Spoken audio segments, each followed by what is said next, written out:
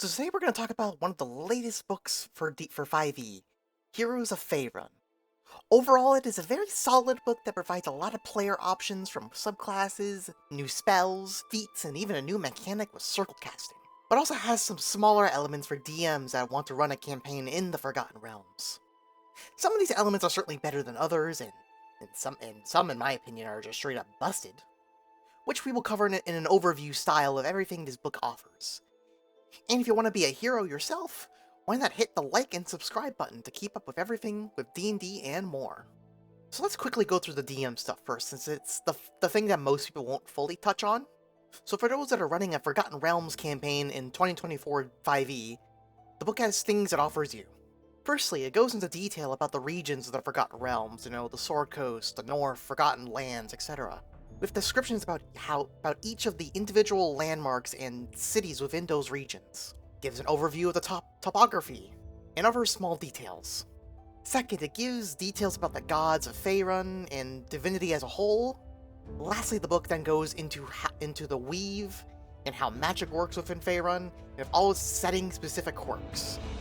So overall, these sections will not apply to all DMs or players, but for those that it does apply to, I think it does a pretty solid job of giving you a bunch of tools to help you run a game in this setting.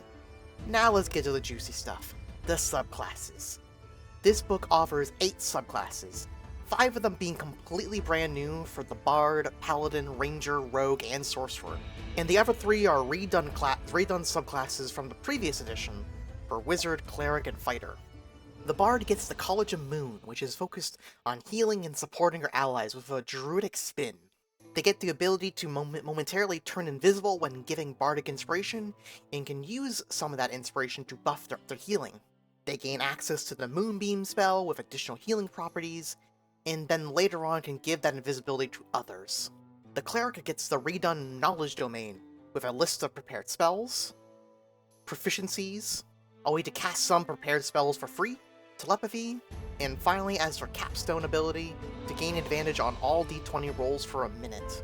And fighters get Banneret, which on its name alone seems new, but is actually a redone Purple Dragon Knight, which they get access to these abilities. Can cast Comprehend Languages, and overall better charisma-based skills. Can help allies regain health with their second wind. Further boosted at level 7 to give them advantage on d20 rolls. At level 10 can give their party, when they action surge, the ability to either attack or move without risk as a reaction. Can help their allies succeed on saving throws. And lastly, increases the radius of their previous abilities, along with themselves being immune to the charm and frighten conditions. The Paladin gets the Oath of Noble Genies, which is focused on harnessing the elements. They gain a list of prepared spells, can use their smite for a bunch of effects against their opponents, can use their charisma along with their dexterity to determine armor class. Their aura gives resistance to elemental damage. They can rebuke attacks against you having their damage, and causing that damage to go right back at them. And finally, as a capstone, they can gain a 60-foot flight speed and can guarantee success on a reaction to allies' d20 rolls. The Winter Ranger, as the name suggests, is focused on the cold and surviving harsh conditions. They also get a list of prepared spells, a list of abilities that help the ranger deal cold damage more efficiently, and also resist cold damage coming at them. Can gain temporary hit points when casting Hunter's Mark, can bolster their allies, healing them along with giving them advantage to avoid or end being frightened. They gain the ability that when they get hit, they can possibly stun the creature that hit them. And lastly, they gain the ability to take on a ghostly, snowy form that gives them immunity to cold damage and immunity to being grappled, prone, or restrained. And with that, they can dish out damage 15 feet from themselves and can move through creatures and objects as if they were difficult terrain. The Rogue gets the Scion of the Three, which gives them the following abilities. Can teleport to enemies that are bloodied. They get a cantrip depending on which of the dead 3 they align themselves with. They gain a new Cunning Strike to frighten their opponents. Can damage those when they teleport away or towards them. And lastly, can use the teleport ability more often and deal more damage on sneak attack. Sorcerers get Spellfire Sorcery, which is focused on healing and defending your allies. They get a list of prepared spells, When they use their sorcery points, they can either heal allies or harm enemies. They can counterspell, always prepared, and when the target fails their saving throw against it, they can regain some sorcery points with it. At 14th level, their healing gets an increase, as well as their damage when using sorcery points. And lastly, when they use innate sorcery, they can gain a fly speed, reduce damage from attacks with a hit die, and can avoid taking damage from spells if they would only take half damage. Lastly, but most certainly not least, the Blade Singer Wizard. Firstly, they get their iconic ability Blade Song, which gives them a boost to their AC and concentration checks, and the ability to use their intelligence for weapon attacks instead of strength or dexterity. They get proficiency with martial weapons that aren't two-handed or heavy, they get extra attack, they can reduce damage by using spell slots, and can attack as a bonus action if they cast an action spell. That's all the subclasses that are offered in this book, which overall I would say they're pretty good.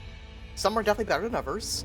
My personal favorites are the Moon Bard, the Genie Paladin, and of course the Blade Singer. Next thing to talk about are backgrounds and feats. Gonna combine both of these since obviously with 2024, backgrounds include feats, and also my thoughts on both of these are about the same.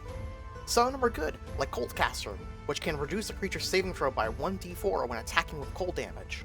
Or Fairy Trickster, when you disengage, difficult terrain doesn't affect you, and you can give disadvantage on saving throws when you attack a target.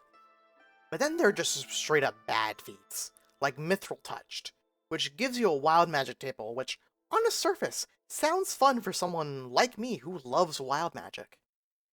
But when only half the effects are beneficial, and only when 2 of them are actually good, while the rest range from bad to just extremely bad for you, it just isn't fun to play with. It's the same for backgrounds, some of them are good, some of them bad, so overall I would say there's definitely some options in here that could work for certain character builds, but nothing in my opinion that are complete standouts. Lastly, it's time to talk about spells and circle magic. First, let's talk about the new spells, which similar to feats and backgrounds, some of these vary in quality, but I will say I think there are very few that I think are just straight up bad. Some of my favorite new spells are Ward Away, which is in my opinion discount Tasha's Mind Whip. The target has to make a Constitution saving throw, in which if they fail, they take 2d4 force damage, and then can only make an action, bonus action, but not both, and their speed is halved. All that for only 1 first level spell slot, which I think is pretty strong in my opinion. Similar situation with Elminster's Illusion, which to put bluntly, is a self-version of Circle of Power.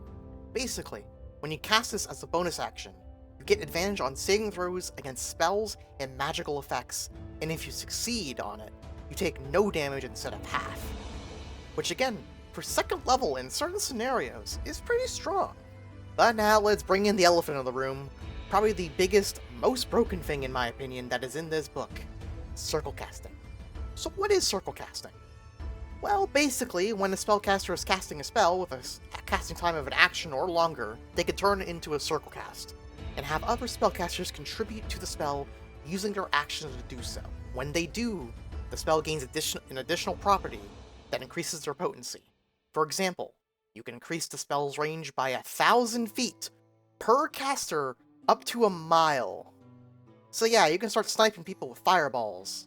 Or you can divide concentration between other secondary casters, as long as one of them is concentrating, the spell remains, which can lead to some very strong combinations with other spells. And last example, but there are so many more. You can expand the radius by 10 feet per caster. So for instance, with 3 secondary spellcasters, Spirit Guardians can increase to a 45-foot radius. Also with circle casting, some of the new spells that are offered in this book have additional properties when circle cast. For example, Dirge, a 6th level spell which normally creates a 60-foot emanation around you, in which creatures that you designate can no longer regain hit points, and on a failed save, take damage and are prone. On a success, they only take half and the speed is halved. So overall, a pretty decent spell, but nothing to write home about. But when this spell is circle casted, with 2 secondary casters, it gains the following properties. Its concentration increases from 1 minute to 10 minutes. And most importantly, creatures that fail the saving throw now gain levels of exhaustion and cannot regain hit points or exhaustion levels when long resting. So this turns a pretty decent spell, and is something that, depending on who you're fighting, into a really strong spell. And honestly, and even in most scenarios, this is just a general improvement.